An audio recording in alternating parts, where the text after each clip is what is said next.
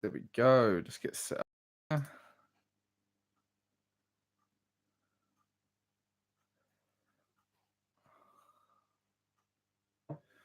All right, get this set up. There we go. That's YouTube, Instagram, Telegram's working now as well. Hey everybody. So this morning I had the idea of doing a live stream, and here we are, spontaneous. I sort of roll with this quite often. Sometimes I get an idea. Oh, let's do it. Let's roll with it. And it's a live stream. I've got a few subjects to talk about. Hey, Instagram crew, I see you there. So I've got my phone and laptop set up, sort of seeing how this is going to work. I think it's going to work. Yeah, cool. So yeah, the Coronavirus Act, it's expired in the UK, huh? That's pretty cool. That's pretty awesome. A lot of people were a bit skeptical about would that actually happen. Hi there. And I know that was it Scotland and Northern Ireland are looking to keep their emergency powers that their Coronavirus Act gave them. So that's a little bit concerning, but oh, there we go. Doesn't mean they're going to get away with anything though, because so many people, thankfully, have woken up to this bullshit, which is really quite powerful. And we'll get into that a little bit later. But something that was kind of inspiring, I guess, is if you look at the vaccine rollout, millions of people who have taken the first one and the second one aren't going for the third one. So I wonder how many are going to go for the fourth that went for the third, right? Probably quite a few are not going to go for it, which is very, very inspiring. That's exactly what we want. So everyone who has done their part in spreading information about the vaccine, big ups to you guys, because I think that's a big part of why quite a few people are deciding not to have it. You know, everyone's got the choice, free will, decide to do what you want. But when I was looking at those statistics, and then if you total, like, there must be tens of millions of us now in the truther community. Well, I guess it's varying levels, right? Because maybe somebody who decides not to take the vaccine might not even be awake. They might just be like tapping into some gut instinct somewhere or something. But I think by the fourth rollout, we might actually be the majority of adults in the UK. So that's quite inspiring. And to anybody who hasn't complied throughout this entire time, you're fucking amazing. I love you. You're just absolutely incredible. You are the reason, I believe, why the UK, especially England, came out of the restrictions when it did. And you look at many of the other countries all around the world, and any that were in restrictions, none of them have come out as much as England, as far as I'm aware. Maybe Ireland as well. But even Ireland, I think, still has a few hangovers. But in England right now, there's just none. And on the 1st of April, the free COVID tests finish. So I wonder what's going to happen to cases in that regard, right? Are they just going to magically disappear? You've never complied. Big ups to all of you. That's amazing. Because yeah, I didn't either. Right from day one, I've never worn one of these fucking masks. I remember on like the very day of the mask mandate coming out, I did a video saying going into a supermarket with no mask, and it was quite it was a lot of fun to do that actually, and I was very happy that we managed to get the exemptions here because that made it a bit easier. I know in other places around the world it's a little bit harder to not comply, but I'm sure it probably would have been possible somewhere. But yeah, you look at Canada right now, or Australia, or some parts of America, still parts of Europe. It's still pretty COVID-y. They're still doing COVID, still playing COVID. There's still restrictions there. I know I was in a team meeting with my admins. I've got admins all over the world now. I've got a really good team building. Really happy with the team we've got here. Yeah, it's kind of like, okay, COVID doesn't really exist in England anymore, guys. How about for you? And yeah, Canada definitely is still in some serious measures, as well as Australia. as well as some parts of the United States. But of course, if you're in Florida, you're pretty good because Florida looks all right. It's like actually Ben Hawks I just recently just posted the fourth episode of the Open1 podcast. Ben Hawks had a good take on it. Really, and the United States isn't one country. It's not really. It's sort of put out there as, yeah, this is the United States, but Florida is very, very different from like California, for example. So there's a big difference in the countries. And if you've been paying attention to Florida, it's been like totally restriction free for ages. I remember like last summer seeing pictures of Florida and it looked exactly the same. It looked like normal, people having fun at the beach. And there you go. My son's moved to Florida right as the pandemic started. Good choice. Yeah, that seems like the place to be because Ron DeSantis, just seems like an amazing politician. Like there was that video of him when he was talking at a university or something or some sort of education setting, and there's these kids that are wearing the mask like behind where he would be in front of like the podium, and he's like, just take the masks off, they're doing absolutely nothing. And I thought that was brilliant. That was really quite inspiring to have that as like a politician, like a governor of a state, just like the prime minister of Florida, to be like that. And if you look at Florida, it's kind of the size of, it's bigger than some countries. There's more people. It's huge. I don't know how many people are actually in Florida, but that's really, really inspiring. But then if you look at like, well, my American admin, yeah, so Florida's like 21 million people, right? That's a lot of people.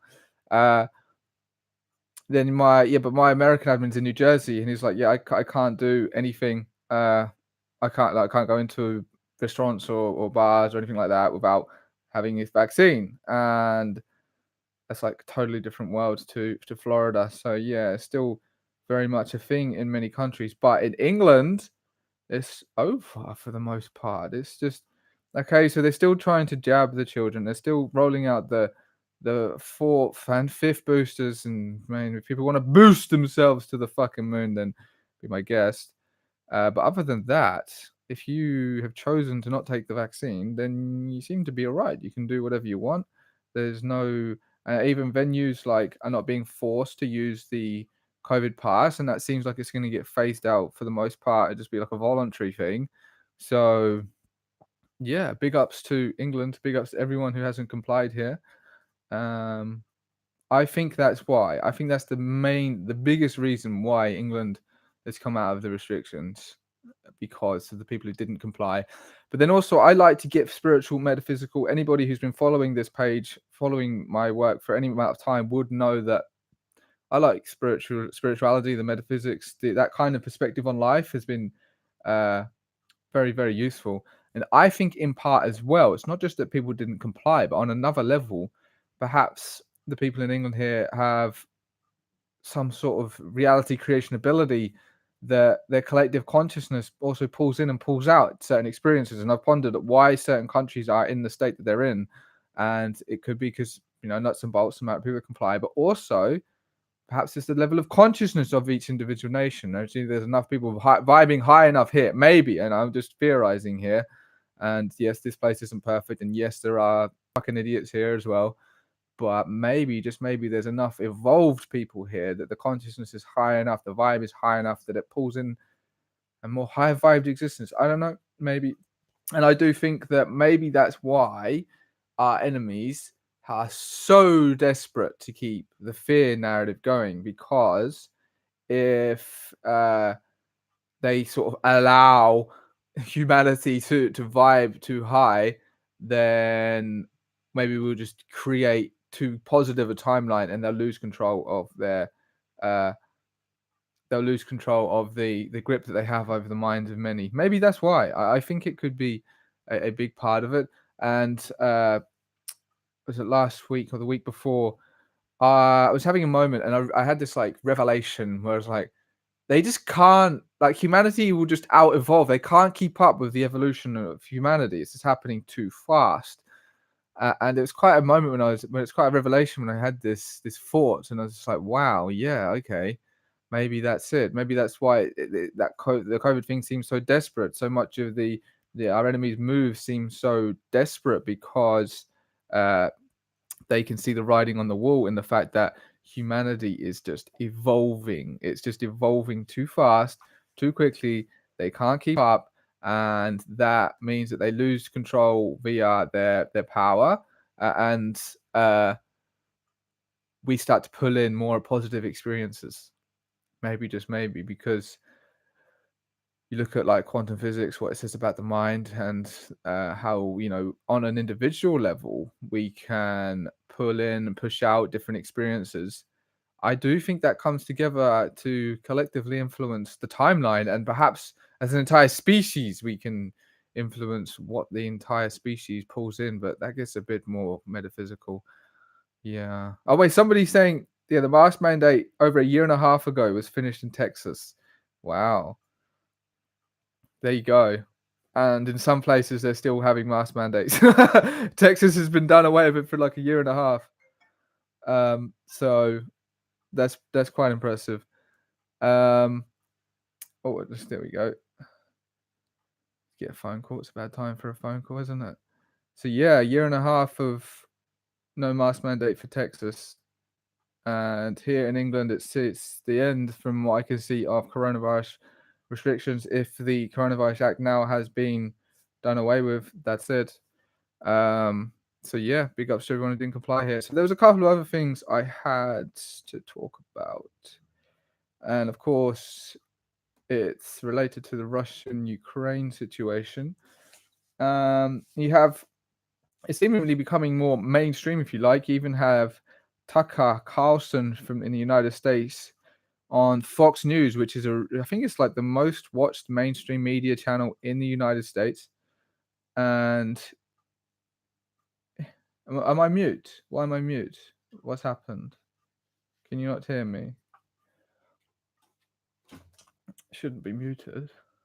How about now? Okay, there we go.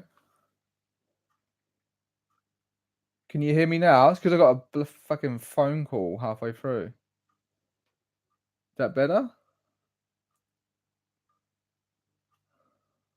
How about now? Yeah, you don't want to get a phone call when you're doing a live stream. I probably should have put it on Do Not Disturb. There we are. At least it's working. I think it's working for everything else. It's just Instagram. Really? That sucks. Huh.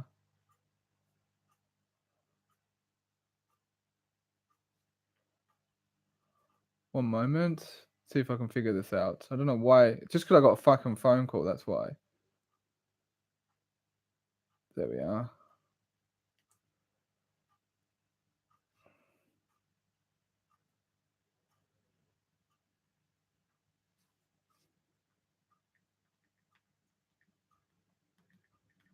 All right, bear with me.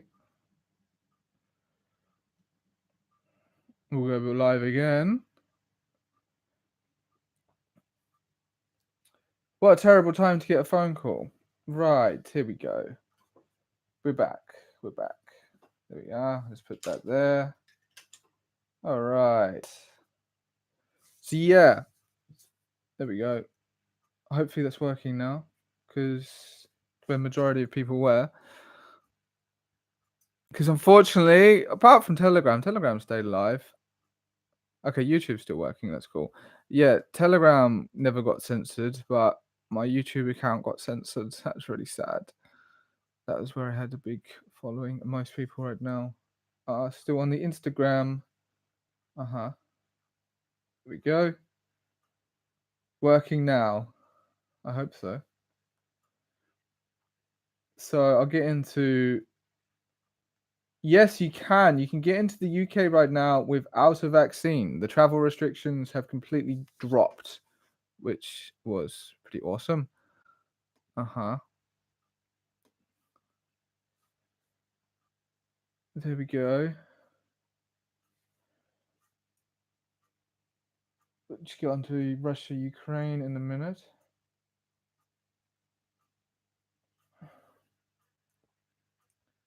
Because we covered it briefly as well on the Open1 podcast. that I recently just released the fourth episode of the Open1 podcast with Ben Hawks. It was a really good chat. You can find that on the website open1.uk /podcast. And you can find all of the other episodes as well, because what I'm saying, there's been 4 episodes and I've really enjoyed doing this. It's a new podcast and I'm just getting into it. But I managed to get Robert Malone as the first guest. We had a good chat. And then Tom Montauk, and then Catherine, and then Ben Hawks. And we was talking about Russia and Ukraine. And I just want to talk a little bit about that as well, because there was a few things, obviously, who are the good and bad guys? It's hard to say, really. But what it might play out for the future of the world is very interesting. Okay, it seems to be working now on Instagram. There was an interesting article from referencing BlackRock's Larry Fink. And according to this article, he oversees like 10 trillion, whatever. BlackRock is this huge investment company that manages people's pensions and shit like that. So they move a lot of money around. And he's saying that the Russia-Ukraine war could end globalization. Now, what does that mean to you? What does that actually mean? Because a lot of people concerned about the globalists and their agenda to a new world order, but does it really work if it's not the whole world? If there are some parts that don't go along with it and some parts happen to be huge countries, maybe that could be quite a good thing, quite a good thing. What do you think about that? It could end globalization. And you look at, there was this really good list of companies that pulled out of Russia, and all of them on this list were World Economic Forum partners. So I'll just go through this list, right? This was just around 20 of the first, among the first companies. But the H&M Group, you've got Volvo, you've got BP, you have Apple, Equinor. I'm not sure exactly what Equinor is. Let's just quickly find that. Petroleum refining company. LVMH, which is, I think it's a luxury goods or something. A luxury goods company. Yeah. Then you have PayPal, Visa, MasterCard, PwC, and I had that up as well, because what's that? Price Waterhouse Coopers. It's a multinational professional service of network firms. KPMG, which is a British Dutch multinational professional services network and one of the big 4 accounting organizations. IBM, which is a business machines corporation, International Business Machines Corporation. Yeah. And what else you got? Unilever, the Coca-Cola Company, PepsiCo, Amazon, Heineken, Nestle, Goldman Sachs, and the Dutch Bank. All of these companies pulled out of Russia. They're all World Economic Forum partners. So what does that say to you? I mean, all of these companies are World Economic Forum partners. The World Economic Forum's trying to bring in the Great Reset, but does that mean that Russia isn't going along with it? And Russia's not exactly like a tiny little country. There's like over 100 million people there, right? It's pretty fucking big. You can't just cancel Russia. And although there's a really funny 144 million people, there was a really funny Babylon Bee post that said that Apple Maps has removed Russia from its system. That was quite funny. That obviously is satire. Anyone who doesn't know Babylon Bee. Fortunately, they had their Twitter account suspended, and they're not going to delete the tweets that Twitter suspended them for, because they don't want to take the knee, in their own words, of the CEO. You don't like my long hair. So Yeah, it was unfortunate they got their Twitter account banned, but it was quite funny saying that, um yeah, that Apple would remove them from Apple Maps because it was just like, yeah, they're just trying to cancel Russia in every other way. But does that mean in the future, like Russia's just going to be a really, really good place to be because it doesn't have all of these multinational globalist corporations, and then they're going to have to innovate and create their own shit? Well, that'd be kind of cool. That would be kind of cool. Okay. Yeah, I know. That's right. Yeah, I know Putin was a part of the World Economic Forum, right? And even on their website, he had his own little profile on there. And when his profile was like removed from the World Economic Forum website, I was a little bit sort of like suspicious. Like, is that just because is it just it almost seems too obvious, right? It's it was just I don't know, a little strange. Why would they do that? And why would they not at this time? Have they only just realized that Putin is against them? Surely it would have been a little bit obvious, right? So yeah, that seemed a little bit strange to me. But time will tell, I suppose. It's all a part of the plan. See, that's the thing though. Uh, is it all a part of the plan? Do the bad guys have complete control here? Does everything go to their playbook, or do the is it a bit more wild than that? Do the good guys actually have more power than they realize? Can the humanity itself actually bring in them or push away certain experiences depending on its level of consciousness? I think these are valid questions to think about. I don't think the bad guys have 100% control here, although as much as they want to. Um, no, I think the good guys have a lot more control or power than are often given credit. But then humanity, for some reason, has to go through certain experiences, I think, to evolve and learn and grow. So yeah, you keep your friends close and keep your enemies close, and maybe that's what Putin was doing. Maybe oh, I waved at someone. Maybe that's who he was infiltrating the World Economic Forum. Maybe not. Maybe he is just a part of it. Um, who knows right now for sure? But it does seem like this isn't exactly how they wanted it to go down. I don't know. I don't think so. I don't think so. See all of those different companies that have pulled out. The end of globalization was quite huge for me. Like, really? The end of globalization? Once humanity's perception changes, they won't have any control, says Jeff. Well, yeah, right? If we evolve, man, if we evolve and become better humans, then they're fucked.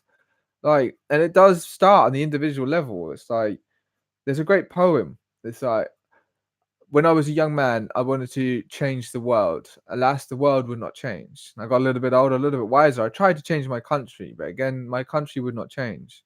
I'm getting an older man now, getting a little frustrated though. But then I try and change my town, and again, my town does not change. So getting even older now, getting quite old to be fair, getting towards the end of my life, and I'm like, oh, I know, I'll try and change my family. But much to my frustration, my family does not change. And then on my deathbed, I realize if only I had changed myself, then by example, I would have changed my family would have changed my town would have changed my nation, and I would have indeed changed the world. So, what does that say? That says that ultimately we have the power. If the people take it upon themselves to evolve, work on themselves, clear their old shadow shit, their wounds, and develop themselves and evolve and grow spiritually, I believe it's a huge part of it. Then that's how you make the greatest change in this world. That is how you can positively influence the entire timeline. And I think that's something people in the activist community would do well to consider, because it's all well and good going out there and handing out leaflets and going to protests and putting up banners and stickers and all of that really good work that's important to get the word out there. But what if there's also something we can do like every single day, all the time, and that is work on ourselves, and that is vibe higher. That is bring a higher vibe into this world. If you look at David Hawkins' scale of consciousness, his map of consciousness, he has a really, really good scale where he says about how the higher vibe you are, the more power you have, and it takes like momentum to build up to get there and stuff like that. And but he has an interesting theory as well about how I mean I don't know how exactly he figured this out, but he was like because Gandhi calibrated at such a high level That was why he was successful in his peaceful revolution against the British Empire, because it was operating at a lower level of consciousness or something, even though he did end up getting assassinated. But that's an interesting way about how the higher vibes can and are so powerful, and how we can change things here. Yes, Colrick 12. If we act on a local level, that works on a macro scale. Absolutely. That's how we do it. Start with yourself, and then by just proxy, anybody you encounter, anybody you meet will be touched by your higher vibe. And that affects everyone. That affects, and then it's just like peters out, goes across to your entire town, your entire city, your entire country. It's quite inspiring to think like that. And if you look at Rupert Sheldrake and his work with morphogenetic fields and how we are all connected, then what happens to one person happens to everybody. If one person grows and evolves and raises their vibe, it raises it for everyone. And that is very inspiring, guys. If there's anything to take out of this live stream tonight, then it's if you work on yourself, you can help humanity. And I think it's a very empowering perspective to have. I've been speaking about this for quite a while, actually.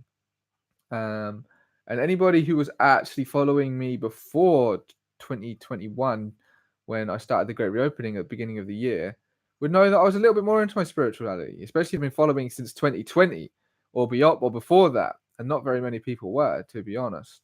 That's when I was just getting started and just finding my voice, and I was not even confident enough to be able to have my face on a video and talk. And now here I am with a live stream, and I can just talk off the cuff pretty much for we're nearly at half an hour. And I didn't plan anything. I had a couple of subjects, and I was like, let's just go. I had this inspiration this morning, and I was like, okay, let's do a live stream. And here we are, talking, chewing the fat about all these amazing things in life. So, how do I say that? Cairo Lane Mati. Cairo Lane Mati. I hope I'm saying that close to correct. Do you think war and fighting is the natural state for human beings? I think it has been. I think as humanity, it's hard to say exactly on our history, right? Because I think a lot of it's been hidden and twisted, and maybe in the past we were more evolved in certain ways, or maybe we had certain parts evolved and other parts not, or maybe there's been previous civilizations before this one. But if we just look into the brief part of history that I think is kind of true, I reckon at a lower state of consciousness, then yeah, that is partly what humans are. You know, we're part animals, part divine beings, and animals that are operating at a lower level of consciousness, and a consciousness of fear or lack, scarcity, will naturally have to compete against each other for those resources. And if you believe that there's only so much of it to go around, then you know what other ways is there to go about it but then to be nothing more than animals and fight each other for these resources. Now, that's not to say now in the modern world there's not other reasons for people to going to war, but I think that's a big part of it. But as we grow and evolve as a species, I don't actually think that would be our natural state. I don't think it would be something we'd actually have to do, but we'd have to have humanity evolve as a whole, as a general. We'd have to have more evolved beings here, more evolved ways of doing things on this planet, and perhaps some of the technologies that have been hidden from humanity that could allow us to access vast abundance, even more than we have now, then there would be such less need for competition and perhaps less need for war in that regard, and maybe less psychopaths in power.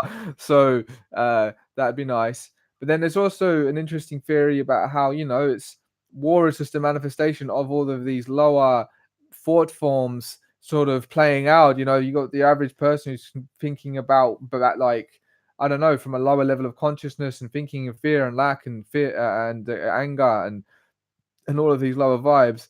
Then maybe this is how it manifests on the outward scale, in the outward world, is actually war and destruction and chaos. Because on the inside there is war and destruction and chaos. In the mind there is war and destruction and chaos. It's not a coherent system. It's not the mind working for itself. Um, so that's what I think about war, and if it's actually our natural state. Yeah, step one, get chickens. Yeah, if you can, everybody should be owning chickens and growing as much food as they can for themselves. Definitely. There we go. Hi there. Can't find that money. Did you lose something? Oh. 300 quid in an envelope. There it is in a bloody shredding bag. What's it? Oh, I wish I'd have looked in there. Jumpy just picked it up and shredded it. Accidentally. Glad you found it. So where? So yeah, okay. Well, there, like I said, I just had this inspiration this morning to do this live stream, and if any of you guys sort of wake up and you just have like this flash of inspiration for an idea, I would highly recommend you just jump on it and just go for it and just see what happens, because I do that sometimes and it's quite amazing what can actually happen when you do that. Hi there, Mohammed. There's not actually a topic for this live stream. I just woke up this morning with the inspiration to do it and I thought, fuck it. Let's go for it, because I've done that with a few ideas and it seems to work quite well. So this is like an experiment, I guess. I thought I'd utilize some of my spare time and the technology and the following here to do a live stream. Maybe I'll do this a little bit more often because it is kind of fun. It's nice to engage with you guys, and especially when someone asks a question like that was just asked, and it sort of sparks all these ideas and stuff in my mind. I'm from England, just north of London, East Hertfordshire. And okay, COVID equals chaos. Well, yeah, there has been a lot of chaos from all of these COVID measures. It certainly shook everyone's world, right? Some people, I mean, I heard some stories though. I recently interviewed a woman called Catherine on the Open1 podcast, the third episode, and she took the time when she was isolated and on her own to look inwards and develop a meditation practice, and then started a YouTube channel where now she's like over 1,000 something subscribers, and she's making all these videos like every day, and I listened to some of them and I thought they were really good, and she sort of built up a whole business that maybe never would have happened if the lockdowns hadn't have happened. So although it's been very hard for a lot of people, and I know a lot of businesses really suffered, some people took advantage of this chaos and actually made something better than where they were. So that's what can happen. And I mean, I look at what I've done during that time, and this entire Open1 was formulated through this COVID madness. You want to put it Esther's tray there? Yep. Yeah. Mm-hmm. This one, I think. Sorry. It's all right. There we go. Okay, see you later. See ya. I'm glad you found it. Yes, So, what are kind of common thoughts that are happening around my way? So, it's interesting. Even the people that I would consider normies, people that are in the narrative, are starting to think that it's over and done with. They've had enough, which is really inspiring. I'd say in England, there's always been this like, how do you say? Even people that have taken the vaccine believe in freedom of choice, that people should be allowed to decide what they want to, if they want to have the vaccine or not. And I think that's really amazing. That's a testament to English culture and to the English people, that even if we're gonna do this, I'm gonna take the vaccine or whatever. I'm not gonna take it, but if someone else is gonna take the vaccine, they're like, okay, even if I do, I don't mind if you don't, and you have the absolute right and choice as a human being to do that, to have the choice there on whether or not you take the vaccine, which is awesome. That's why I love this place. I never used to like England until I left, but then when I did some traveling and I come back and I'm like, wow, okay, this place is actually really awesome. And that's partly why, because of the culture here, the people here, the respect of freedom of choice. Um, yes. And hi, Canada. I hope you're all right over there. I know it's pretty tough. Yeah. Yeah, it's nice to connect like this. I think I might do it a little bit more often. Because it's just cool. It's just cool to just, like I said, I had absolutely no plans to do this. I just woke up this morning. I was like, yep, boom, let's go. And I just had a few topics here. I don't know if I've gotten over everything yet. I've just sort of gone on tangents and rambling, and that's kind of cool to be able to do that, to have the confidence. I never used to be able to do this. I used to, when I made my first videos, it was just literally pictures. It was just because I didn't have the confidence or the knowledge or to be able to channel this energy. Maybe I should set these up and people can ask like Q&As, because when somebody does ask a question, then it gets all these things flowing. So if you had any questions, actually, anyone who has any question about anything, see what comes through, because I feel like I just can connect to the divine and channel some interesting shit. Hi there, Dion from New Zealand. G'day. How is it down under? I spent 2 years in New Zealand. I really loved it. I thought that was probably the closest to a perfect country I went in. And no, it's definitely not perfect and things could be changed, but I loved it. I loved the weather, and I loved this New Zealand culture, and the accent was really good. I never really got the hang of mastering the accent though. I could manage the I managed to do the Australian one quite well. I spent a year in Australia before New Zealand. So, oh yeah, g'day mate. How you doing? Yeah, or the trucker in the back of the ute, mate. She'll be all right. Yeah, Australia was kind of easier to do the accent, but not New Zealand. For some reason, I couldn't get it, but I loved the place. I loved the weather, and the people were great. Hi, they're from Iran. Hi, we've got like a global audience. That's really cool. How long have I been doing this? So I first woke up in late 2012. So it's 10 years I've been awake. And it wasn't too long after I woke up that I then I started my first ever Facebook page. And it went not quite viral, but it grew rapidly. And for the first like 100 to 1,000 people, it was completely organic. Just anyone I saw in my reality, I would tell them about this page, tell them what I'm doing, tell them what I think. Parties, on trains, my family, everyone. And it grew, yeah, after about a year, it had grown to 50,000 likes. And I was only like 18, 19 at the time, and I didn't realize the power that I had. But then there's a whole journey, and I've got a video somewhere on my page and on on YouTube and Instagram, where I talk about my journey itself. But so that's when I first started it. That's when I first started activism. That's when I first started speaking out. That's when I first woke up. And then it was around that time as well. And I first started meditation, getting into my spiritual journey. So it's been a decade-long journey, and it just keeps getting more interesting and more rich in what I can experience and what I can do, how I can help people, and all these different modalities. Like I'm just trying out a podcast. I'm actually just going to be starting a meditation class as well in my local area, because, like I said, I discovered meditation like 10 years ago. I practice it nearly every day, and it's been one of the most beneficial things I've ever done in my life, was develop a meditation practice. And it's helped me evolve as a being, which is really, really cool. It's helped me connect to the higher parts of reality and myself and God, meditation. So I'm really excited to be able to teach people that in a setting in real life, and I might stream it as well. I don't know, or there could be an option for people to join online. I have seen some people do that. They will have option for you to do the class in person and online, which is quite cool. I quite like that. Uh-huh. Let's have a look through here. Hi, I thought it was quite cool. I managed to someone got Iranians through the page. Quite a few Iranians actually. I was impressed. Maybe the algorithm there is picking up in Iran, or maybe Iran, the Iranians are waking up.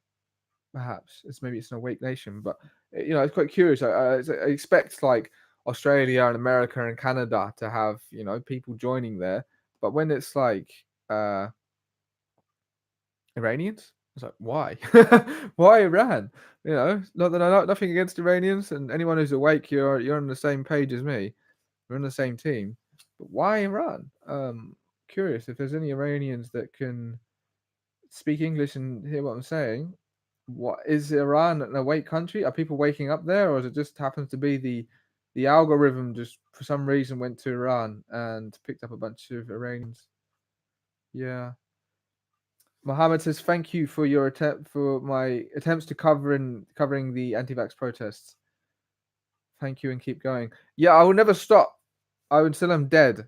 And no matter how much they shadow ban me or whatever, I'll still keep posting. I'll still keep creating content. I'll still making videos. I'll still be doing this. I'll still be bringing the vibe.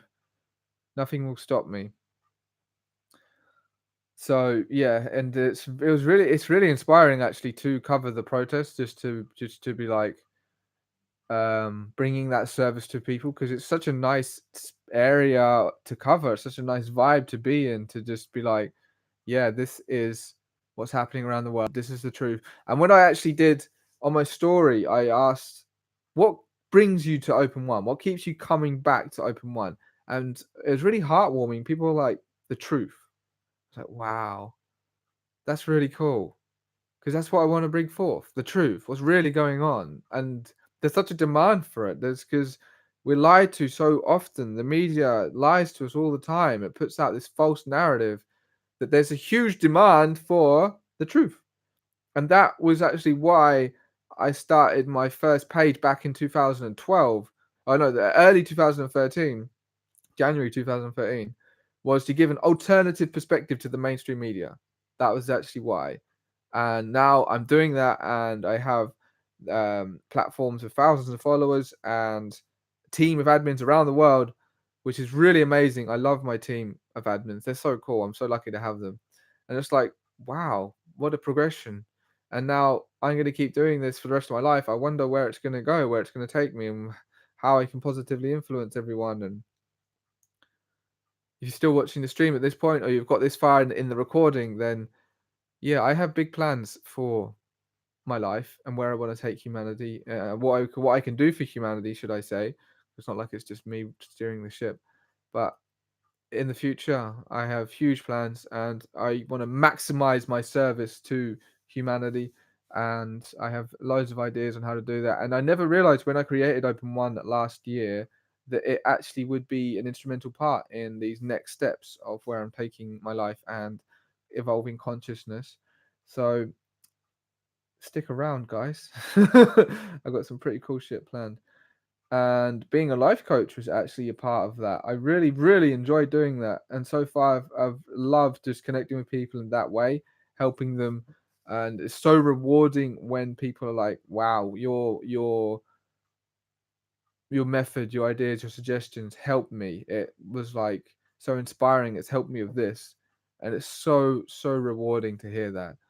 Um, so I will be doing life coaching for a very, very long time. And if anyone is would like to have some life coaching from me, just get in touch via email, info@open1.uk, message me on Instagram or whatever. We can have a chat and we can figure out what it is or how I can help you. And I love it. Like especially when I'm helping someone with like addictions, because having gone through addictions myself, I know what it's like, and I know how hard it can be, and I know what works, or at least what worked for me in quitting and breaking free from addictions. So I really love that. Hi, Sajid Beled Pass. I'm terrible at saying these names. All the way from Iran. So that's cool. So I've reached the entire world with this live stream. It's really amazing. Imagine you just wake up this morning like, I'm going to do a live stream. I don't know how many people are going to turn up. I don't know what I'm going to talk about exactly. I've got a few subjects, but it's like, that's what I'm going to do. This is it. And boom. Now reached the entire world with my vibe and my words. That's cool. Yeah.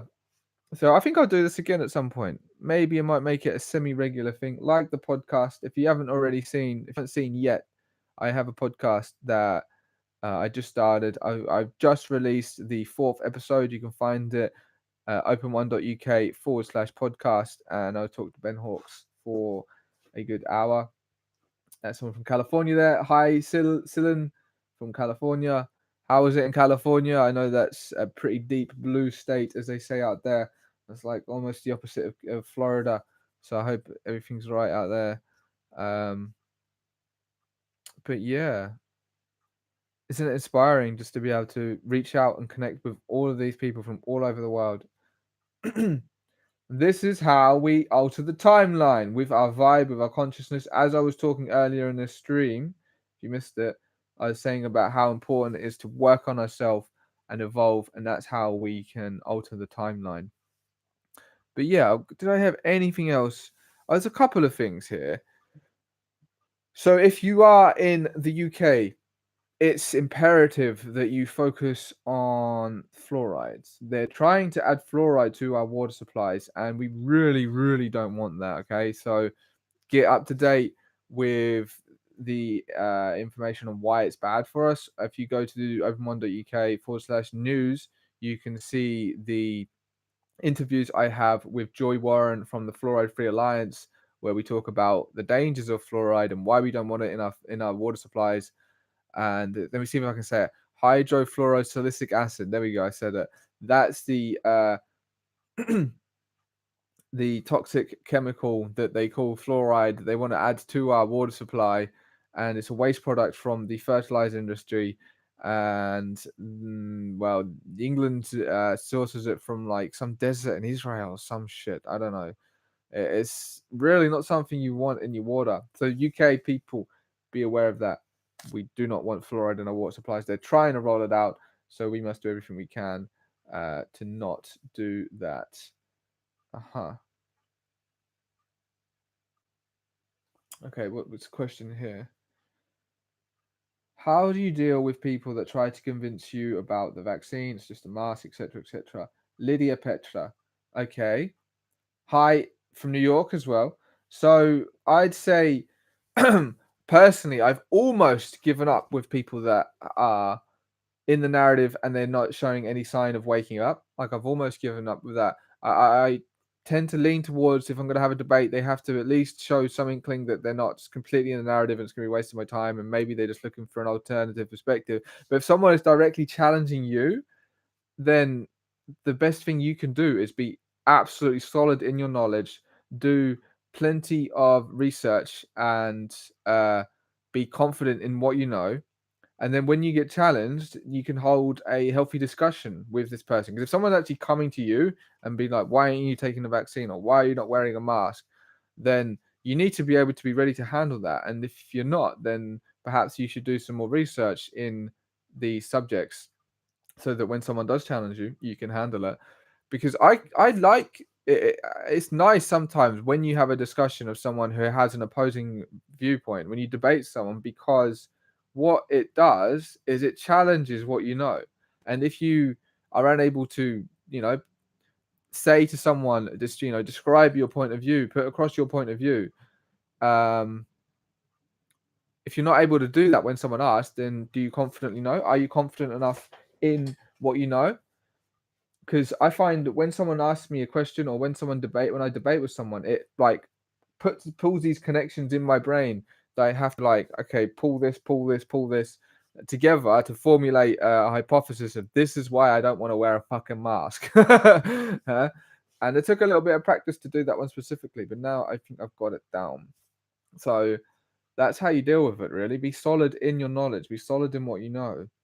You should be confident. You should be easily be able to be like, this is what I know. This is why I'm not doing this. This is why you shouldn't wear a fucking mask. Okay.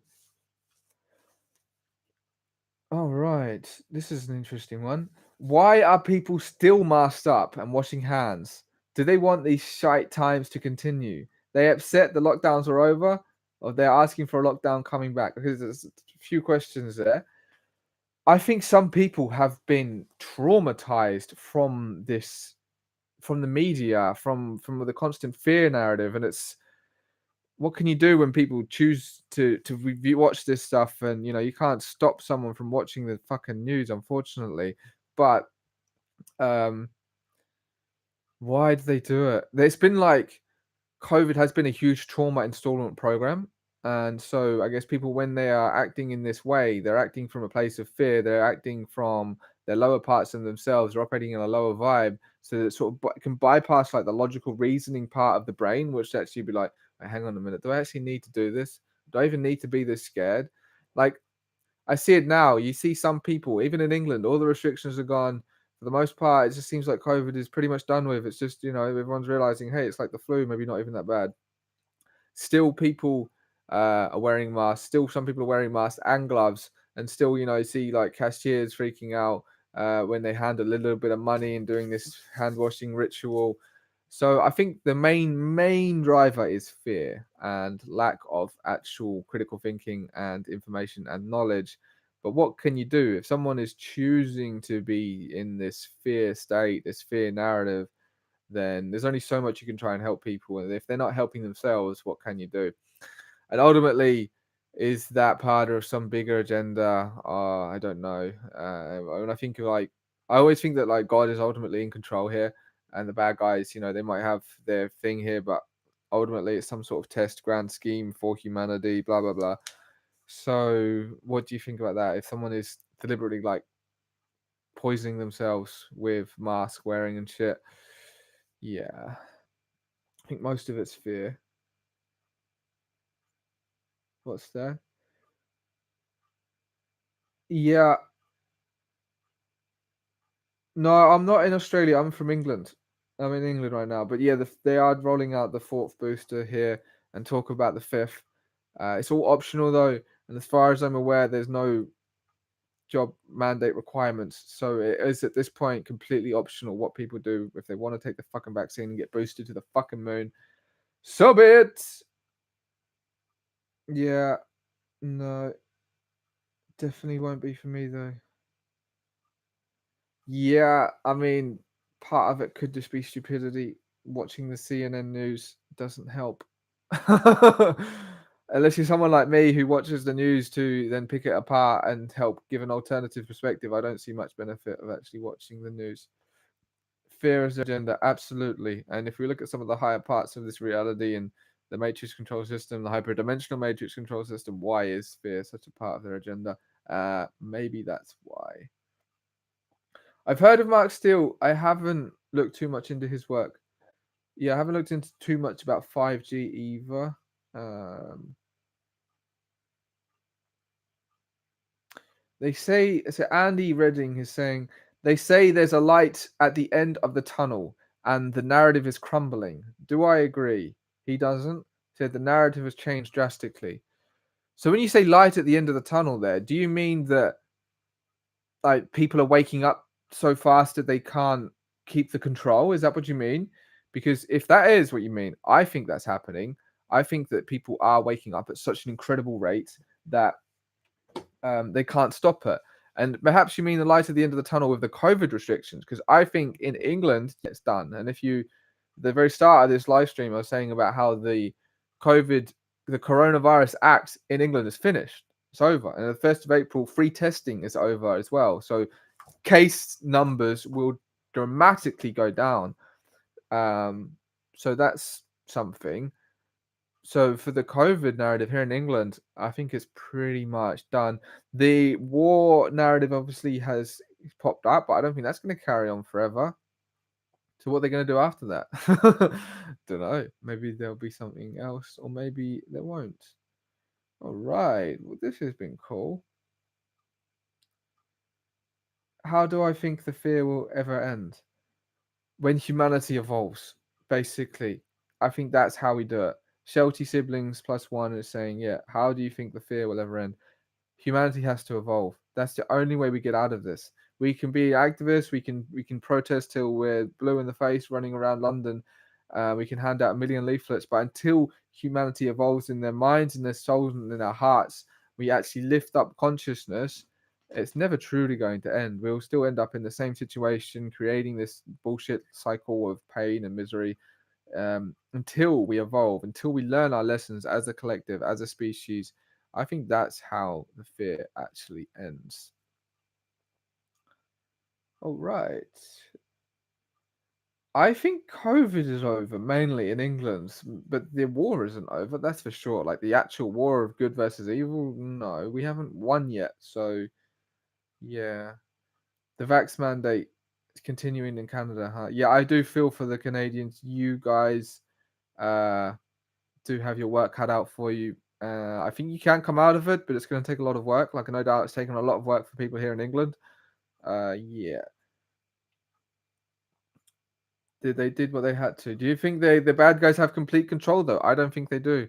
And maybe their agenda was partly successful. I won't deny that. Maybe they got part of what they wanted, but I don't think it was completely successful. I don't think so. Climate crisis. Shell Wolf 11 saying climate crisis will be next. Perhaps that seems potentially, that seems like a potential on the playing board that they'll try and say, because humanity's this, and this, there'll be a climate thing. So now we have to do this, and this, and it'll be, blah, blah, blah. That could be something. And on the climate crisis, part of that I think involves meat shaming, like shaming people for eating meat and saying that vegetables are the only way to go and shit like that. Upcoming on the Open1 podcast, I have a carnivore. So that'll be something that will trigger a vegan or two. This guy literally eats nothing but meat, and he says he's never felt better, and he's been helping loads of people cure diseases from eating meat. So that's coming up, and it's like, why is it becoming more of a mainstream thing? Why are our enemies pushing veganism and stuff like that? Is it because perhaps being a vegan isn't for most people? I think so. I think that's a big part of it. I think some people can actually function as a vegan, but for the majority, no. I don't think that they will function best as a vegan. Dun, dun, dun. Okay. But I just don't see how they're going to pull it back out of the bag now. Like, I was thinking this when we were like midway through winter. It's like, guys, we're in the middle of winter and there's no COVID, like there's no lockdowns. There's no lockdown in sight. This is like the perfect time to pull off a lockdown, and it didn't appear. So, and yet there's the potential that they want to change the Human Rights Act and then maybe do it again. But I just don't think they'll get away with, for starts, changing the Human Rights Act. I think there was a huge upswell, and big ups to all of the activists here in England that took action against responding to that consultation they did for human rights. But I don't think they're even going to get that far, personally. All right, so it's been like an hour already. Doesn't time fly?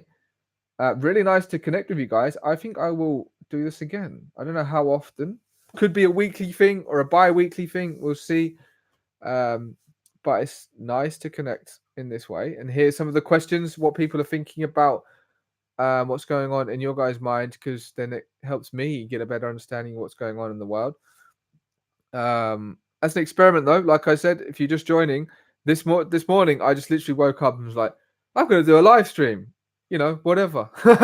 I didn't have anything planned, any subjects. I wrote down a few notes, like maybe I could cover this, and just let me talk, just let myself talk, and it comes out quite naturally now. It's taken a while to get here. So if there's anything else, any other questions you guys got, throw it in the chat now, or anything else you'd like to say to the community or whatever, then I think I'll wrap this stream up, go and have some food. And if you haven't seen it yet already, I just posted the 4th episode of the Open1 podcast. You can find that at open1.uk/podcast. And it's with Ben Hawkes. And we talked about a lot of what I've spoken about in this live stream. But yeah, it was a really good episode. And coming up, I've got David Icke. David Icke has said yes. It'll be the second time I've interviewed him. And that's coming up soon. I'm not going to tell you exactly when. But yeah, on the Open1 podcast. And if any of you have enjoyed my vibe or what I've had to say, and you want to work together in achieving your goals, you can work with me. I am a life coach. I've recently started doing that, and I love it. It's such an awesome way to be of service. And as I'm just starting out, my services are highly affordable compared to most life coaches out there, especially for the UK. So yeah, get in touch. All of that can be found at the open1.uk website. Go check that out. And yeah, I'm going to keep vibing. It's supposed to be really nice weather again in the UK, so I will be making the most of that. And obviously, I'll never stop doing my work, my inner work, and doing my work for you guys, you beautiful community, because that's why I'm here. I'm here for humanity. I'm here to evolve, and I'm here to help you guys evolve. So big ups to everyone who joined me on this first stream that I've done in a long time. It's been a long time since I've done a stream. Yeah, thank you, Andy. Yeah, so if you're just joining, that's it. I actually might do this again next week. Don't hold me to it. But I've enjoyed this actually, and I can see that some people have gained benefit from it. So this could become a more regular thing. But for now, much love to you guys, and stay tuned on the pages, and there'll be more content coming your way. See ya. Have a good weekend, everybody. Okay, let's just end this one.